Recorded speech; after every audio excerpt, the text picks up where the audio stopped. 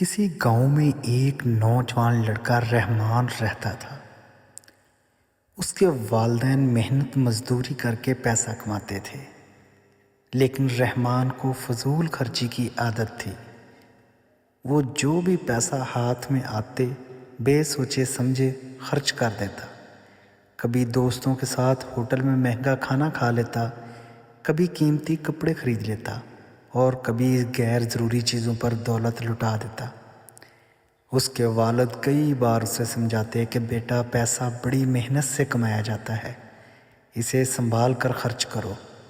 جو لوگ فضول خرچ ہوتے ہیں وہ کبھی خوشحال نہیں رہتے، لیکن رحمان نے ہمیشہ ان باتوں کو نظر انداز کیا۔ ایک دن اس کے والد نے فیصلہ کیا کہ اب عمل کے ذریعے اسے سبق سکھایا جائے۔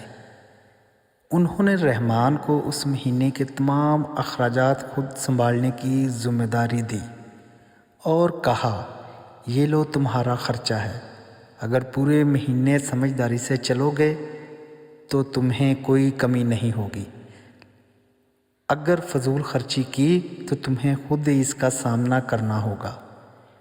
پہلے چند دنوں میں رحمان نے وہی پرانی روش اختیار کی، دوستوں کے ساتھ پارٹیاں کی، مہنگی چیزیں خریدی اور جلدی ہی اس کے پیسے ختم ہو گئے۔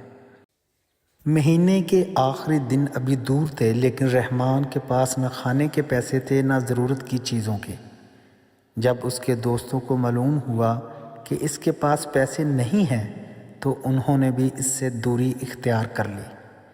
جب بھوک سے نوبت بے حال ہونے تک پہنچ گئی تو رحمان کو احساس ہوا اس نے کتنی بڑی غلطی کی ہے۔ آخر کار اس نے شرمندگی کے ساتھ اپنے والد کے پاس جا کر معافی مانگی اور کہا، اب میں سمجھ گیا ہوں کہ فضول خرچی کا انجام کیا ہوتا ہے۔ میں آئندہ ہر پیسے کی قدر کروں گا اور عقل مندی سے خرچ کروں گا۔ یہ سبق سیکھنے کے بعد رحمان نے اپنی زندگی بدل لی۔